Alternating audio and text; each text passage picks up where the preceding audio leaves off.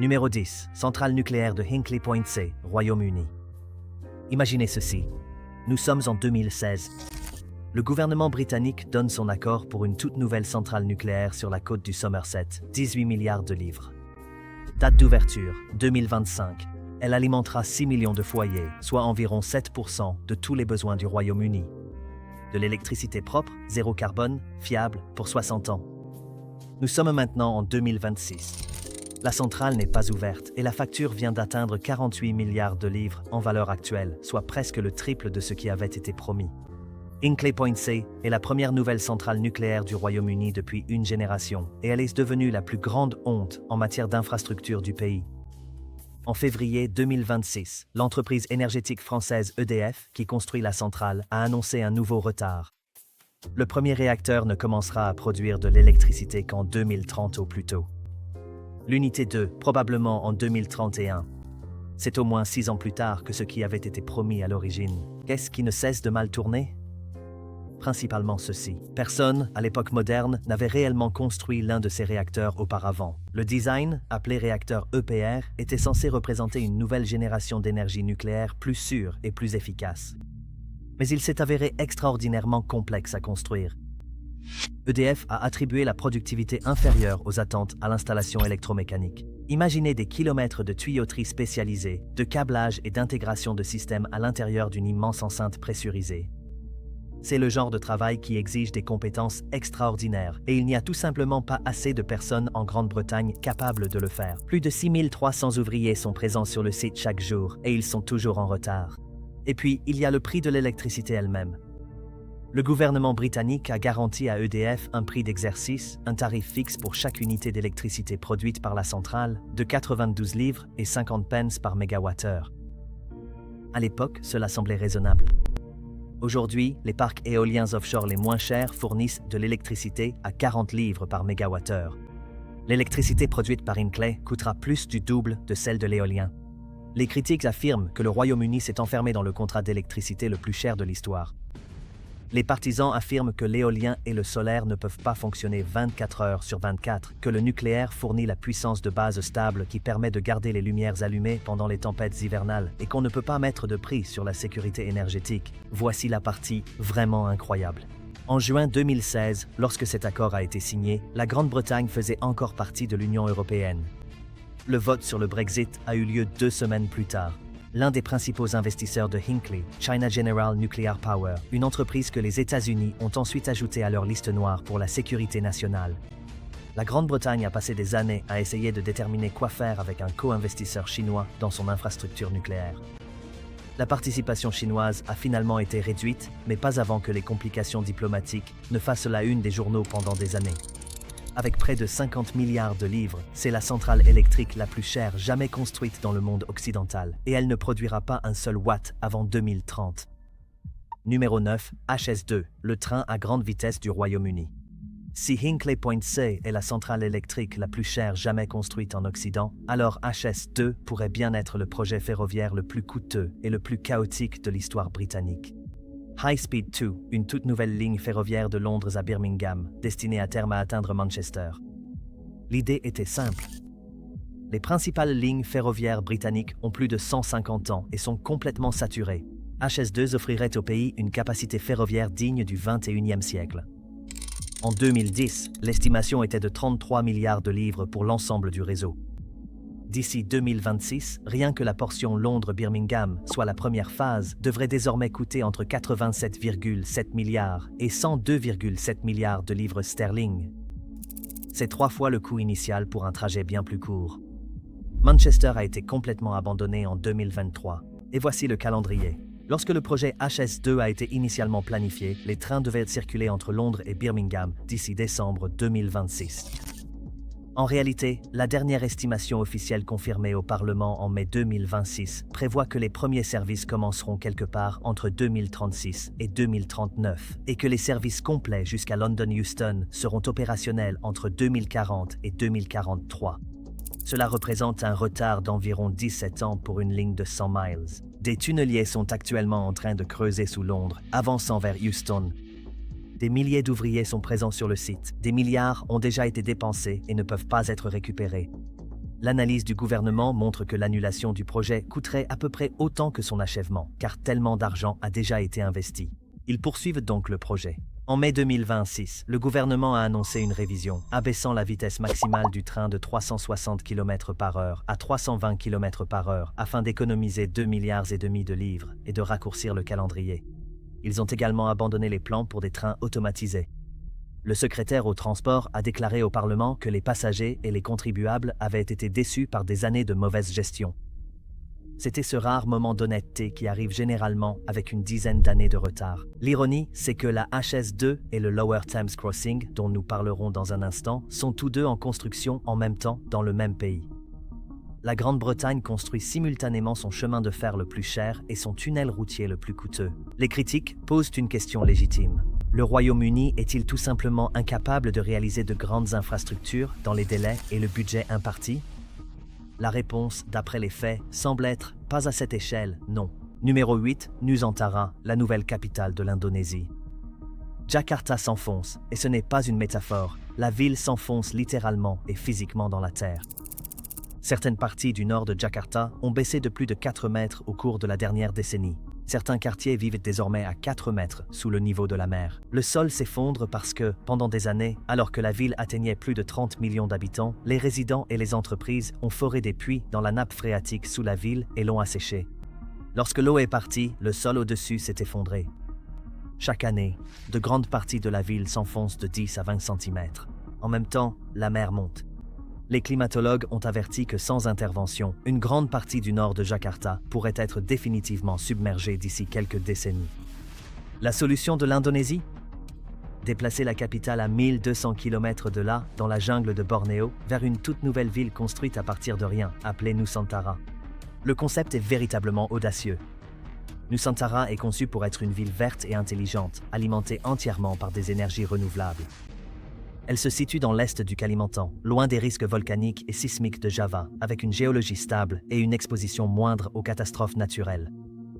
La construction a commencé en 2022.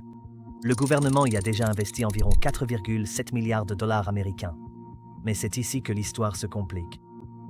Le président qui a porté Nusantara, Joko Widodo, a quitté ses fonctions en octobre 2024. Son successeur, Prabowo Subianto, s'est montré visiblement tiède à propos du projet. Sa première visite sur le chantier? Janvier 2026, plus d'un an après le début de sa présidence.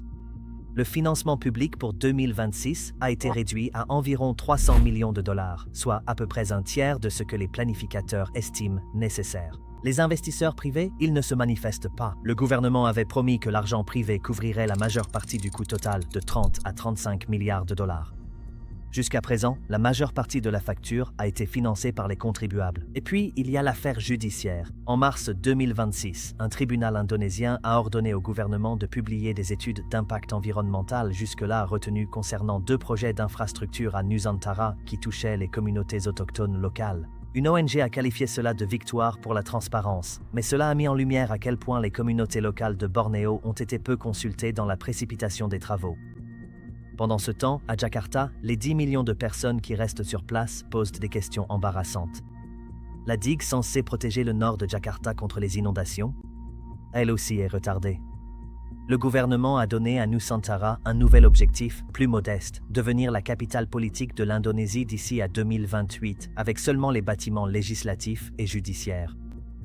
L'Indonésie a dépensé des milliards pour construire une nouvelle capitale étincelante dans la jungle, tandis que les habitants laissés derrière dans la ville qui s'enfonce attendent toujours une digue. Numéro 7, le Lower Thames Crossing, Royaume-Uni. À tout moment, environ 180 000 véhicules traversent la Tamise près de Dartford chaque jour, en utilisant un système de tunnels et de ponts conçu pour 135 000. Le résultat est un embouteillage si légendaire que les conducteurs britanniques le considèrent comme une sorte de traumatisme national. La solution? Un tout nouveau tunnel de 2,6 miles creusé profondément sous l'estuaire de la Tamise, le Lower Thames Crossing. Il comportera 3 voies dans chaque direction. Il réduira considérablement le temps de traversée de la rivière et, en théorie, soulagera la congestion sur la M25. En mars 2026, les tout premiers travaux préparatoires ont enfin commencé. Des études archéologiques, des déviations de réseau, la préparation du terrain. Le creusement du tunnel proprement dit ne commencera qu'en 2028, à l'aide de ce qui sera la plus grande machine de forage de tunnel jamais utilisée en Europe, avec un diamètre de 16,4 mètres, soit à peu près la largeur d'un immeuble de 5 étages couché sur le côté. Mais les chiffres. Le processus de planification à lui seul a pris 16 ans. Plus de 3 milliards de livres ont été dépensés rien que pour la conception, la consultation, le dépôt, le retrait, le redépôt et enfin l'obtention de l'autorisation. Le budget total du projet s'élève désormais à 11 milliards de livres. Cela en fait, par mille de tunnels, un projet plus cher que HS2. Plus cher que presque n'importe quel projet routier de l'histoire. Les critiques l'appellent le HS2 des routes. Un militant local l'a dit sans détour. L'explosion des coûts et le secret entourant le projet portent toutes les marques de HS2. Le projet sera financé par des fonds privés. Les investisseurs recevront des décennies de revenus de péage provenant à la fois du nouveau tunnel et de l'actuel Dartford Crossing en échange du financement de la construction. Et il y a la bataille environnementale. Les groupes écologistes soutiennent depuis des années que la Grande-Bretagne ne devrait pas du tout construire de nouvelles infrastructures routières, que plus de voies ne font que générer plus de trafic et que l'argent devrait être investi dans les transports publics. L'argument du gouvernement, c'est que le Dartford Crossing est tellement congestionné que le coût économique de l'inaction est énorme. L'ouverture est prévue pour le début ou le milieu des années 2030. Le troisième grand méga-projet britannique mené simultanément, aux côtés de Hinkley Point C et HS2. Le coût cumulé de ces trois projets dépasse largement 160 milliards de livres sterling. Si même un seul d'entre eux est livré dans les temps et dans le budget, ce sera un petit miracle. Numéro 6. Le Chuo Shinkansen Maglev du Japon. Voici une technologie qui semble sortie de la science-fiction, un train qui ne génère aucune friction, sans roues sur des rails. À la place, des aimants supraconducteurs font léviter l'ensemble du train à environ 10 cm au-dessus de la voie. De Tokyo à Nagoya, 40 minutes. Un trajet qui prend actuellement plus de 90 minutes à bord du célèbre train à grande vitesse Tokaido Shinkansen. Le temps de trajet est donc réduit de plus de moitié. Le Chuo Shinkansen du Japon est le premier chemin de fer à sustentation magnétique supraconductrice au monde conçu pour le transport interurbain de passagers. Il est en développement depuis les années 1970. Les essais ont commencé dans les années 1990. La technologie fonctionne. JR Central l'a prouvé sur leur piste d'essai dédiée dans la préfecture de Yamanashi. Et 86% de l'ensemble du trajet Tokyo-Nagoya se fera sous terre, à travers des tunnels, ce qui le rend pratiquement totalement insensible aux tremblements de terre, l'un des plus grands risques pour les infrastructures au Japon.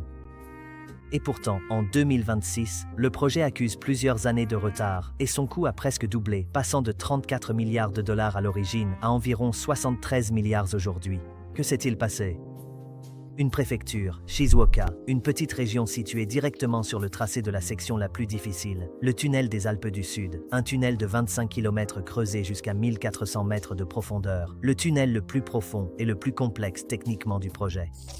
Pendant près d'une décennie, le gouverneur de Shizuoka a refusé d'accorder l'autorisation de construction. Son inquiétude était sincère. Le creusement du tunnel à travers les Alpes du Sud pourrait affecter les flux d'eau souterrains et réduire le volume d'eau de la rivière Oi, dont dépendent les agriculteurs et les communautés locales. Les ingénieurs soutenaient que le risque était maîtrisable. Le gouverneur n'était pas convaincu. L'impasse politique a paralysé l'ensemble du projet. Puis le gouverneur a prononcé un discours public comparant défavorablement les ouvriers du bâtiment aux intellectuels et a reçu 430 plaintes officielles en une soirée. Il a démissionné. Son successeur s'est montré plus conciliant. Début 2026, le comité d'experts de Shizuoka a approuvé les 28 mesures de conservation de l'environnement et donné son feu vert. Mais lorsque les équipes de construction ont réellement commencé à creuser dans la roche, elles ont découvert quelque chose d'inattendu. La géologie était bien plus fragile que ce que les études prévoyaient. 3 sections du tunnel qui auraient dû être terminées en mars 2026 ont été immédiatement reportées à 2031. Et il y a le scandale de corruption que la plupart des médias internationaux ont passé sous silence. En 2018, 4 des plus grandes entreprises de construction du Japon, Taisei, Kajima, Obayashi et Shimizu, ont été officiellement inculpées pour avoir truqué les appels d'offres concernant les contrats de construction du maglev. Les lois antitrust du Japon ont été violées. Les entreprises s'étaient entendues en coulisses pour se répartir les contrats entre elles. Les procureurs ont poursuivi en justice des dirigeants de 2 de ces sociétés. Donc, retardé d'une décennie, coût doublé, entrepreneur pris en flagrant délit de collusion et l'ouverture prévue pour 2035 ou plus tard sera presque certainement repoussée encore lorsque la géologie fragile causera de nouvelles surprises. Pour un train qui voyage plus vite que presque tout ce qui existe sur Terre, sa construction a été remarquablement lente. Numéro 5. Le barrage Grand Inga, République démocratique du Congo. Le fleuve Congo est un monstre. Il transporte plus d'eau que n'importe quel autre fleuve sur Terre, à l'exception de l'Amazone. Et sur un tronçon près d'une ville appelée Inga, dans l'ouest du Congo, il chute de près de 100 mètres sur seulement 15 km. Cette chute crée une telle force hydraulique que les ingénieurs ont calculé qu'elle pourrait générer 42 000 MW d'électricité. Pour mettre cela en perspective, le barrage des Trois Gorges en Chine, actuellement la plus grande centrale hydroélectrique de la planète, produit 22 500 MW. Le Grand Inga en produirait presque le double. Un seul complexe de barrages en Afrique centrale pourrait potentiellement fournir de l'électricité à un tiers de tout le continent. Il y a déjà 2 barrages à Inga. Construits en 1972 et en 1982, ils devraient ensemble produire environ 1775 MW. En réalité, à cause de décennies de mauvais entretien, de corruption et d'instabilité politique, ils fonctionnent actuellement à environ 20% de leur capacité prévue. L'eau est là, l'ingénierie est réelle. La gestion a été catastrophique. Le projet Grand Inga est en phase de planification et de négociation depuis des décennies. Un consortium impliquant le groupe de construction espagnol ACS s'est effondré après des différends avec un consortium chinois rival mené par la Three Gorges Corporation. Les Espagnols se sont retirés en 2020. Les négociations se sont poursuivies avec les partenaires chinois et d'autres partenaires. En 2023, le milliardaire australien Andrew Forrest a déclaré qu'il était prêt à financer le projet, mais qu'il ne pouvait pas attendre indéfiniment un accord avec le gouvernement de la RDC. La Banque mondiale a fait des allers-retours concernant sa participation. Les banques de développement africaines veulent participer. Des accords bilatéraux avec des pays du continent qui ont besoin d'électricité sont sur la table. Les arguments environnementaux contre le Grand Inga sont sérieux. Restructurer complètement l'hydrologie du deuxième fleuve le plus puissant du monde aura un impact sur la biodiversité sur des centaines de kilomètres en aval. Des communautés seront déplacées. Des écosystèmes jusque-là intacts seront modifiés de façon permanente. Mais voici l'argument humain en sa faveur. Aujourd'hui, plus de 600 millions de personnes en Afrique subsaharienne n'ont pas un accès fiable à l'électricité, pas de lumière la nuit, pas de réfrigération pour les médicaments ou la nourriture, pas d'énergie industrielle pour les emplois manufacturiers. Le Grand Inga, s'il voit un jour le jour, pourrait changer cela plus rapidement que presque tout autre projet. La tragédie du Grand Inga, c'est qu'il est peut-être à la fois le projet énergétique le plus important au monde et celui qui a le moins de chances d'être réellement construit. 50 ans de tentatives infructueuses, c'est un schéma difficile à briser. Numéro 4, la nouvelle capitale administrative de l'Égypte. À 45 km à l'est du Caire, une ville émerge du désert, et ce n'est pas une petite ville. 700 km², presque la taille de Singapour, conçue pour 6,5 millions d'habitants, avec le plus haut gratte-ciel d'Afrique déjà achevé, 70 étages scintillant au-dessus du sable, la plus grande cathédrale du Moyen-Orient, un nouveau parlement, un palais présidentiel et un quartier général militaire si vaste que certains estiment qu'il pourrait dépasser le Pentagone en superficie. La nouvelle capitale administrative de l'Égypte est en construction depuis 2015. En avril 2024, le président Sisi y a prêté serment, déclarant officiellement la ville siège du gouvernement. Aujourd'hui, 48 000 fonctionnaires travaillent dans ces ministères étincelants. L'ONU y construit un siège. Le quartier des affaires est en train de sortir de terre. Et pourtant, si vous vous tenez sur l'un de ces larges boulevards immaculés à midi, comptez les passants. Il n'y en a pas beaucoup. La ville possède cette qualité étrange et troublante d'un lieu qui semble achevé, mais qui n'est pas encore vraiment vivant. Des bâtiments qui seraient bondés au Caire sont ici pour la plupart vides. Les appartements sont proposés à des prix destinés à la classe moyenne supérieure, dans un pays où la majorité des Égyptiens gagnent l'équivalent de quelques centaines de dollars par mois. La livre égyptienne a perdu environ la moitié de sa valeur depuis le début de la construction. L'inflation a été brutale. La plupart des Égyptiens ordinaires ne peuvent pas se permettre d'y vivre. L'investissement total s'élève à environ 60 milliards de dollars. Une grande partie de la construction a été financée par des prêts d'État chinois et réalisée par la China State Construction Engineering Corporation, la même entreprise qui construit des méga-projets à travers l'Afrique et l'Asie. Les critiques se demandent comment l'Égypte remboursera ses dettes dans une économie sous forte pression. Les défenseurs du projet avancent un argument légitime. Le Caire est l'une des capitales les plus chaotiques, surpeuplées et polluées au monde. Plus de 20 millions de personnes vivent dans un espace conçu pour une fraction de ce nombre. La circulation est apocalyptique, la qualité de l'air est dangereuse. Les infrastructures de la ville sont en train de céder. La nouvelle capitale administrative n'est pas un caprice, c'est un véritable soulagement urbain, en théorie. Numéro 3, projet Stargate, le pari de 500 milliards de dollars sur l'IA. Janvier 2025, la Maison-Blanche. Le nouveau président des États-Unis, fraîchement investi, se tient aux côtés de Sam Altman d'OpenAI, Larry Ellison d'Oracle et Masayoshi Son de SoftBank. Ensemble, ils ont annoncé le projet Stargate, un investissement de 500 milliards de dollars pour construire une infrastructure d'IA à travers l'Amérique, le plus grand investissement privé jamais réalisé dans l'infrastructure informatique. Un pari audacieux.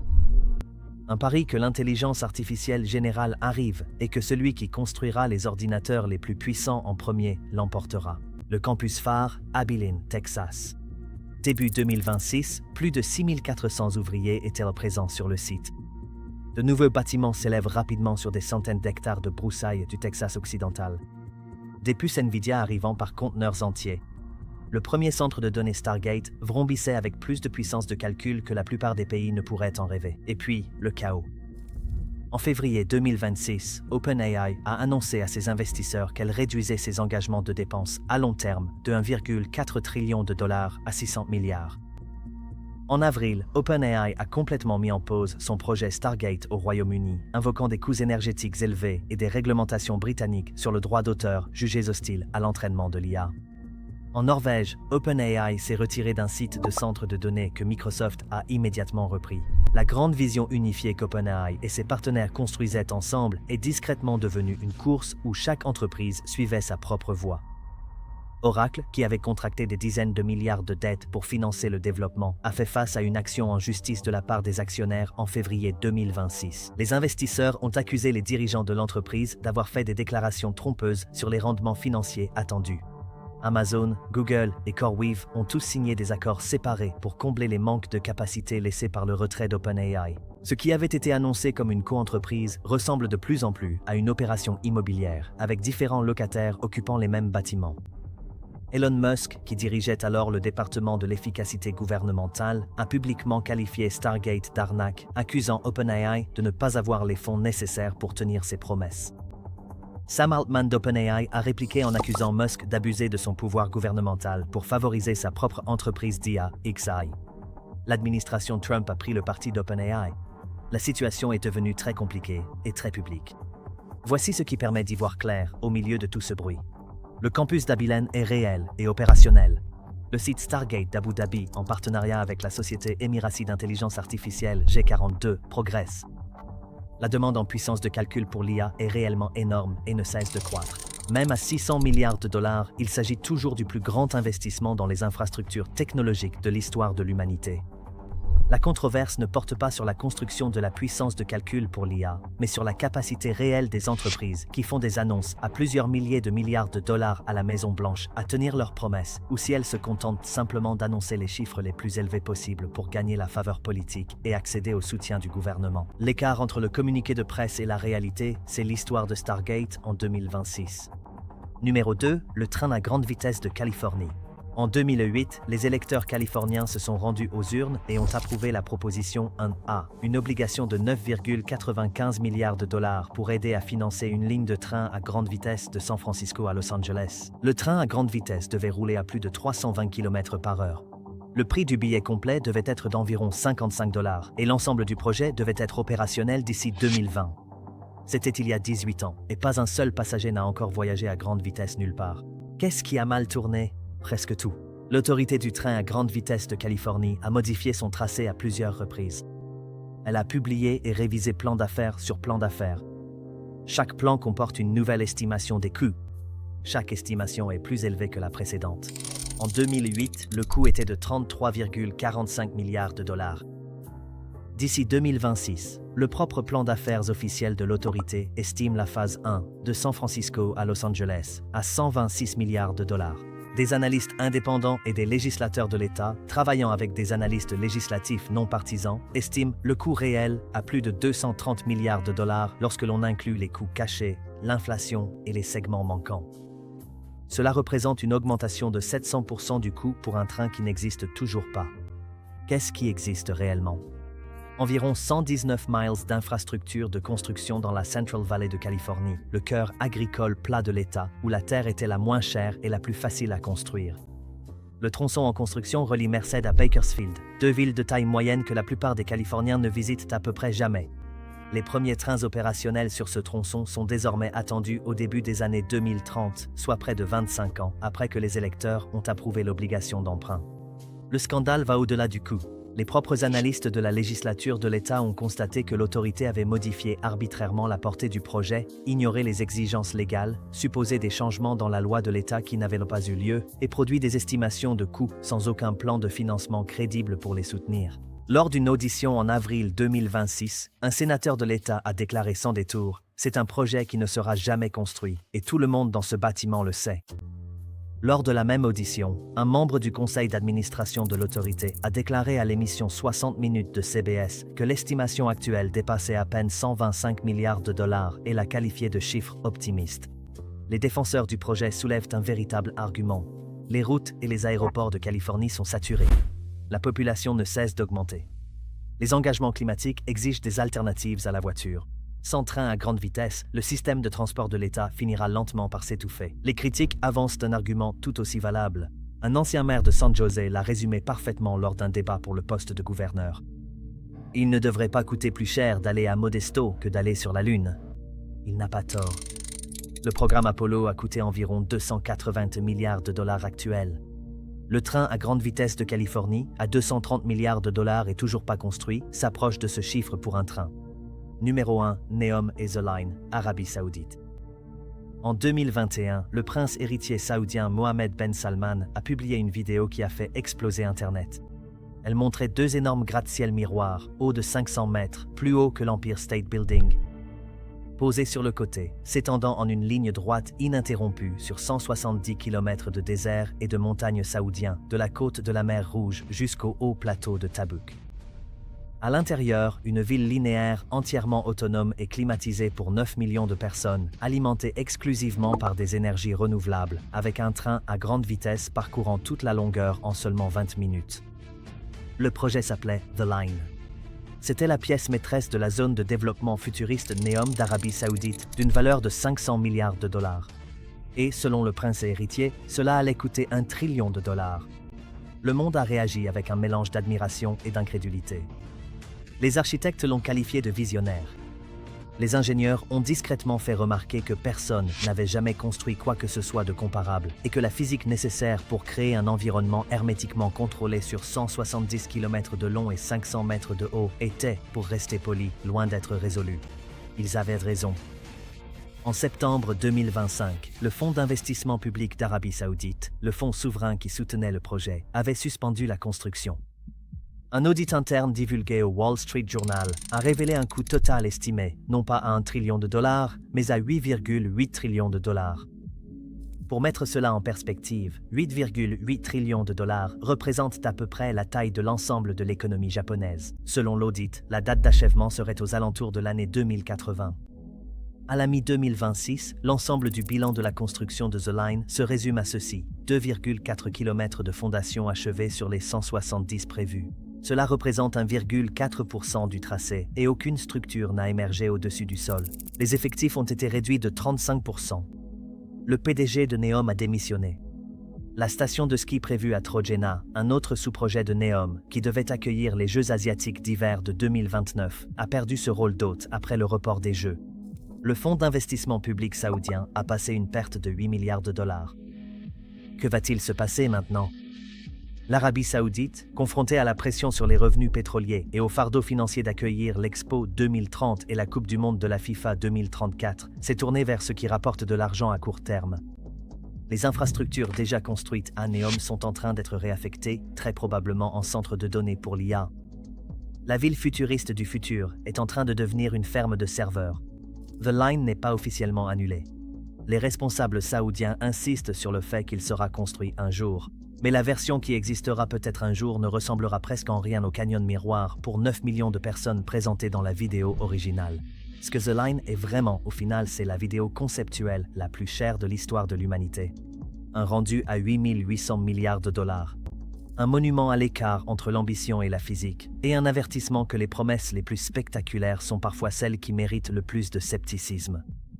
Si l'on prend du recul par rapport à chacun de ces projets, on voit le même schéma se répéter à travers tous. Chacun d'entre eux a été annoncé avec un chiffre audacieux, précis, qui inspire confiance. 18 milliards, 33 milliards, 500 milliards, 1 trillion. Des chiffres conçus pour signaler le sérieux. Des chiffres qui disaient « Nous avons réfléchi à cela, nous savons ce que ça coûte, nous sommes prêts ». Et dans presque tous les cas, ces chiffres se sont révélés être de la fiction ou un récit. Les économistes appellent cela le biais d'optimisme. Les personnes qui proposent des méga-projets sous-estiment systématiquement les coûts et surestiment les bénéfices, car c'est la seule façon de faire approuver le projet.